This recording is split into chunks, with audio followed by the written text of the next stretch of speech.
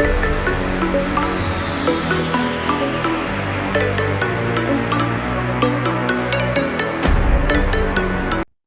guys, magandang araw sa lahat. Marahil magtataka kayo bakit ako naandito, no? Ito guys ay isang park dito po sa may amin malapit lang. At ito guys ay mulch from the council po ito. Ayan. Libre po ito guys. Ayan oh. Minamulch nila guys ang kahoy. Pag sila mga nagputol ng kahoy, ginagawa nilang mulch, wood chips. At iniimbak nila dito sa park na ito for the people to get. Libre po pala ito guys, hindi ko alam. Akala ko magbabayad sa council. No, ilang beses na po namin ito nadadaanan, kaya lang nga, ang akala namin ng jowa ko ay may bayad. Ngayon, nag-ask po kami sa council, yun pala ay libre. Kaya andito ang lola ninyo guys. Nalaman na libre ang mulch. Kasi po guys, para sa garden ko, ubos na po yung aking compost na ginawa kong mulch.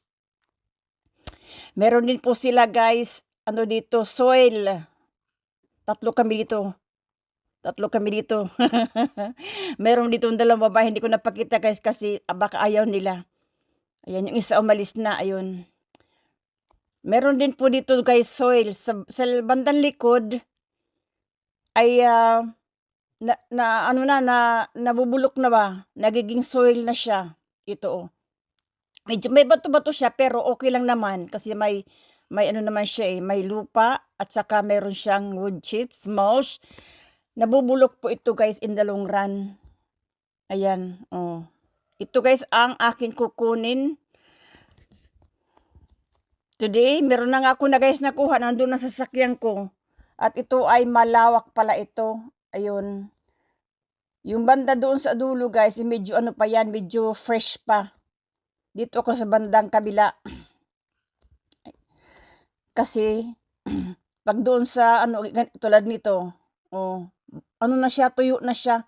As in, nagiging soil na siya guys. Kaya yan po ang aking kinuha.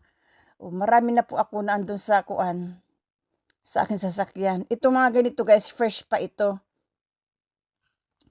Fresh pa ito. Pero meron sa ilalim, matyaga lang talaga. Sa ilalim guys is ano na siya, as in soil na siya. Ang lawak no? Ang daming moss. Kaya pupuntahan mo lang talaga dito. Mga 15 minutes ito mula sa amin. Ayan, ito nga oh. Ito ay pang mouse talaga. Ito is parang ano, yung parang coco peel. Oo, ayan oh, parang coco peel siya. Maganda po yan guys sa halaman, sa mga halaman.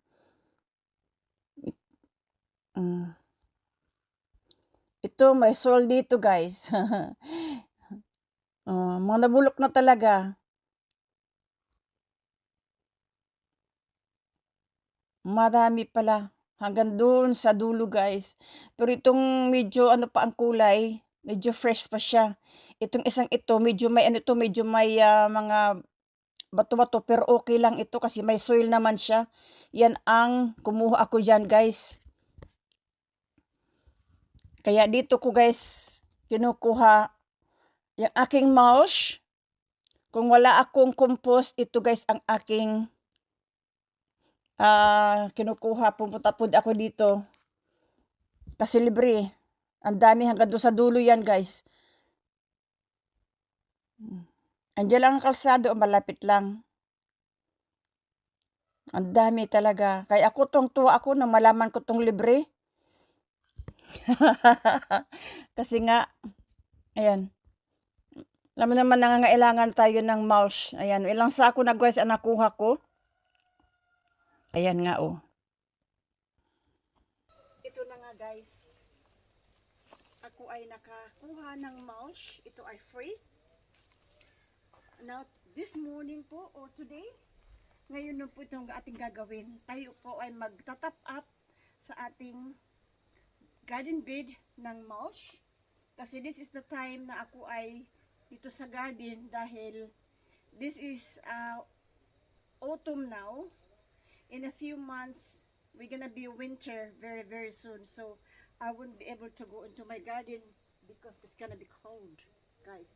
Believe me, Melbourne weather, when it's get winter, it is freezing. So here we go, guys. I'll take this one to inside my garden, and I'll see you inside.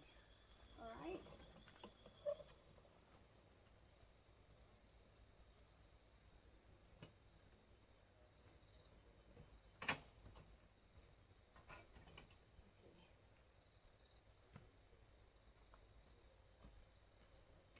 I'll take you inside my garden.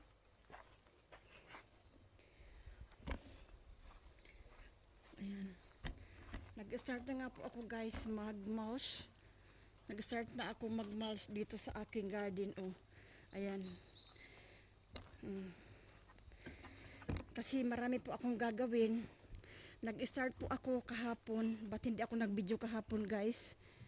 Dahil busy nga rin po tayo. Nagawa ko na po yan doon. No? Gawa na siya doon. Yun is dalagyan ko ng mulch doon. Yung kagagawa ko lang na garden bed. Itatap up natin siya, guys, ng mulch. Alright, so please bear with me. Ito ay ating nilagyan ng mulch. Meron akong 2 sako doon, guys. May 2 sako doon na aking gagamitin, at saka itong nasa wheelbarrow.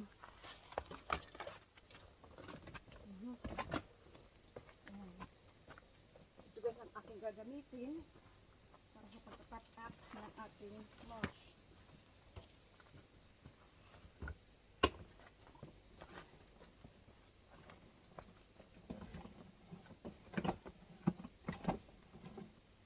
Okay, so ito yung aking gloves. Itong dito guys is nalagyan ko na ito. Nalagyan ko na yan dyan. Pakita ko po sa inyo kung paano po ang aking ginagawa dito. Ito, ginawa ko na po itong garden bed na ito. Ngayon tatakpan ko, guys, ng mulch kasi pagdating po ng winter, ipufrozen po ito eh. At the moment, moist pa po siya, guys, kasi diniligan ko pa ito habang wala pa siyang tanim. Dinidiligan ko po ng tubig. I-araw-araw po dito yung umiinit ng araw, natutuyo. Kaya ngayon lalagyan ko po siya, guys, ng mulch, no, para hindi siya, para ang kanyang moist mag-stay.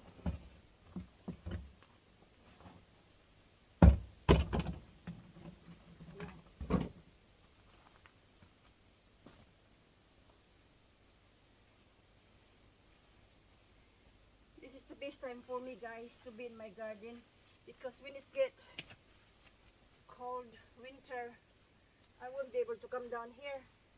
This is very, very cold. So, meron ako na dito sa sako. So, guys, oh. Magtatap up po tayo, guys, ng mulch sa ating garden bed. Ilang sako po ito, guys? Libre na. Diba ga? Nagamit ko na po kasi, guys, yung aking compost pang mulch ko sana. Nagamit ko na yun. Buti na lang napumunta kami sa bayan. Meron kami nakita sa gilid ng kalsada. Tamang-tama naman sila ay nagagawa ng wood chips. Nagagawa ng mulch ang council. Nakahingi po tayo. Kaya ito, guys, ipupuntahan mo doon. Ako talaga sinadya ko na pumunta doon. Dahil libre na nga. Diba? Libre na siya.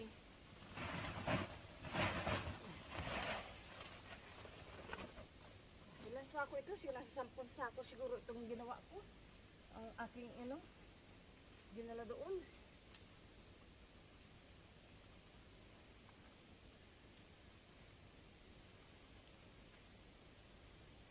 Pagkatapos po nito, guys, sa ibabaw, pagkatapos ng mulch, sa ibabaw, lalagyan ko pa rin po yan, guys, ng soil. Meron din po silang soil doon, guys. Ay, okay naman. Nakakahingi naman ng libre. Ayan. Diba? Pagkatapos nun po niyan, guys, lalagyan ko pa siya ng soil. I-mix natin ang soil sa cow manure or horse manure for it to mix up para ang kanyang soil is healthy. Ganyan po ang aking ginagawa. Tapos ang ating fertilizer, guys, is ginagawa ko na rin po ang fertilizer natin out of organic matter. Ayan, guys, ang aking nagawa. No, ayan. Lahat po yan siya, guys. Nalagyan ko na siya ng mulch. Ito. Mamaya ipakita ko sa inyo. Tapos din sa kabila, ganun din po ang gagawin ko.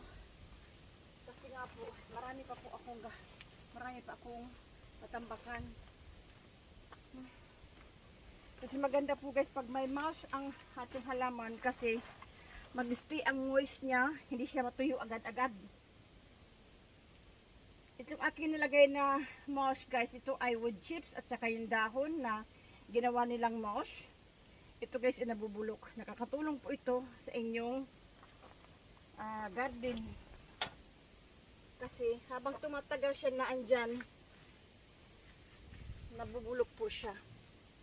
Kaya yan po aking ginagawa. No? Ngayon, patuloy po natin. Meron pa po ako dito.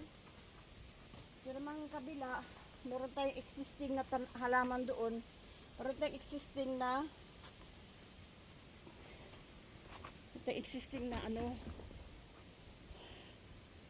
na vegetables. Pero yan, guys, is i-avoid lang po natin. Avoid lang ang halaman. Ganito lang po yan, guys. Meron tayo dito. Ito nga, oh. Yan. Avoid lang ang mga tanim. Kasi kailangan pa.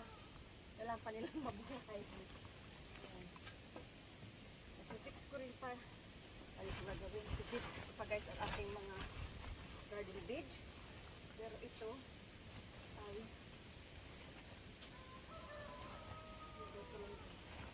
marami pa itong mga tanaman. Marami pa siyang panigulay. Silver beet. Meron pa dito silver beet. Meron akong celery. Ang celery ko, guys, na na-trim ko celery, ang very healthy na sila.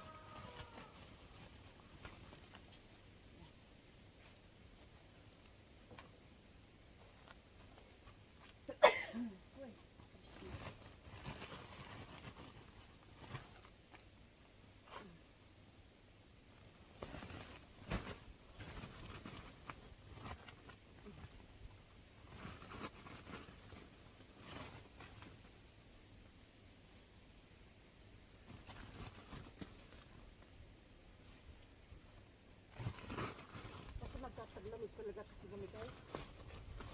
Kami ay magiging iutom na kami ngayon. No? Utom na kasi ngayon.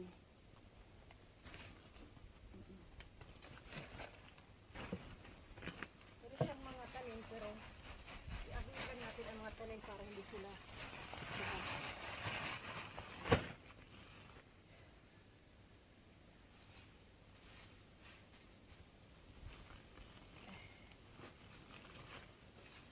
dito, guys, celery.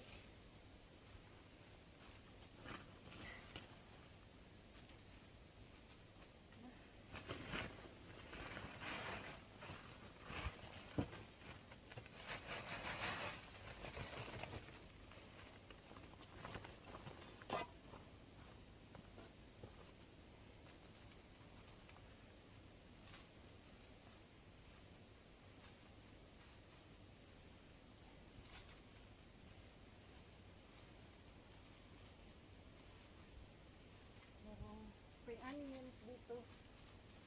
Sila.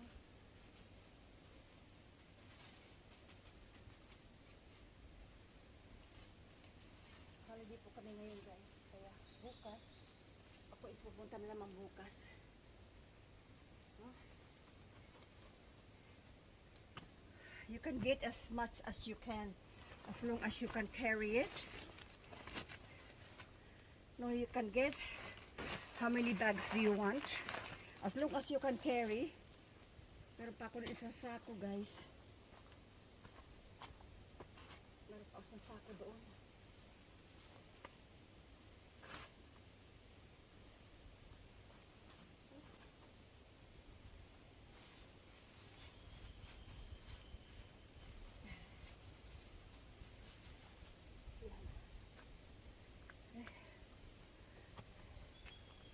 Yan, kukunin natin isang sako. Ito na nga guys, isang sako. Sinalin ko na po guys dito sa ating pan. Yan. Yung gloves ko.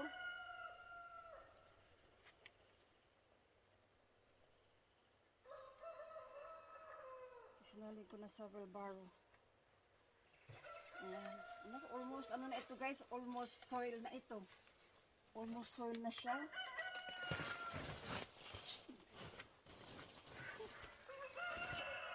Almost soil na ito.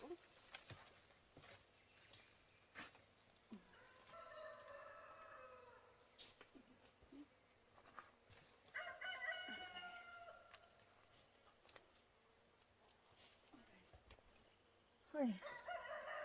Alright guys. Hanggang dito po, na lang po muna tayo guys. Hiningal ako ah. If you like my video guys, give me a thumbs up or comments down below on what you think. Kahingal. Ayan. Thank you so much for watching guys sa aking mga video. And I'll see you next time. I suppose. I keep on doing this. Marami pa akong gagawin. Maraming salamat. Thank you all for watching. Bye for now. Be safe out there guys. Bye. For now lang.